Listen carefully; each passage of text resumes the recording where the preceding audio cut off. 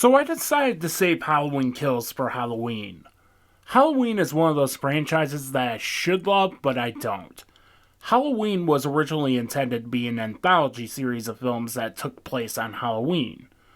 The problem is Halloween 1978 was super effective.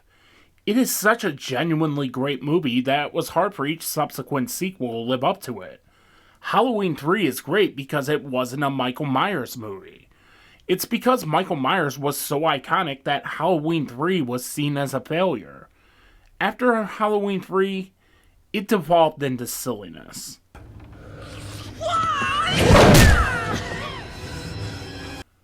Then there were the Rob Zombie Halloween movies that did a decent job fleshing out Michael Myers the person, but they too devolved into silliness. For God in heaven, die! So Halloween 2018 comes along and starts a new canon. Laurie Strode is now a hardcore survivalist with a daughter and a granddaughter. While not perfect, I like that this film took it back to its atmospheric roots. Halloween Kills picks up exactly where it left off in Halloween 2018 as a wounded Laurie Strode is heading to the hospital after events from the first film. Halloween Kills, on the other hand, is a slasher film, alright. David Gordon Green does a fantastic job in keeping the tone of the 1978 film alive, as it jumps back and forth to that fateful 1978 Halloween night from different perspectives, even going so far as to capture the look of the original film. This film revels in its carnage, giving people the brutal Michael Myers that this franchise deserves. Each kill in this film is super brutal and all bets are off. There are also callbacks to previous films, such as the silver shamrock masks adorning victims, or Will Patton's character mentioning the name Ben Tramer from Halloween 2. While this could have been an easy paycheck for Jamie Lee Curtis, given that Laurie Strode is in the hospital for most of the film, she is still giving this role 110%. She still wants to fight, even though she is hospitalized. I still stand firm that Halloween 2018 is Jamie Lee Curtis' best film role to date. Anthony Michael Hall is great as Tommy Doyle, who leads the town of Haddonfield into a mob to defeat Michael Myers. However, this film does have issues, to say the least.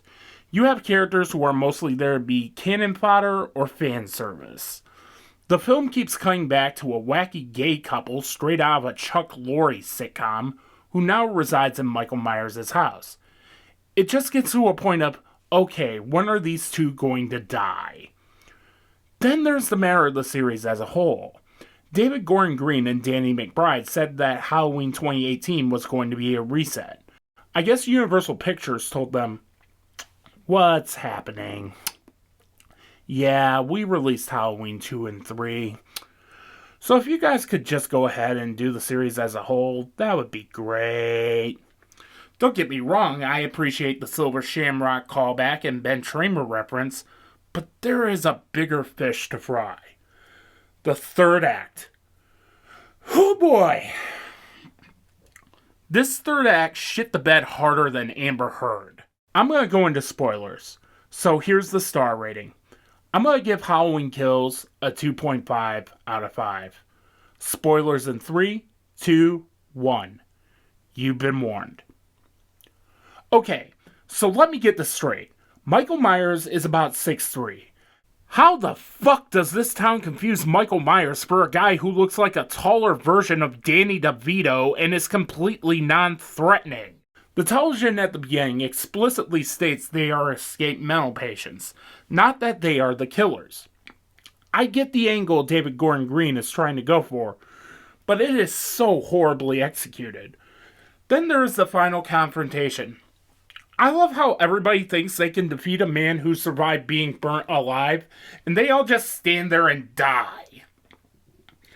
Even though I thought this was okay, the same hipster critics who have no qualms paying for a steelbook copy of Motel Hell shouldn't complain about Halloween Kills.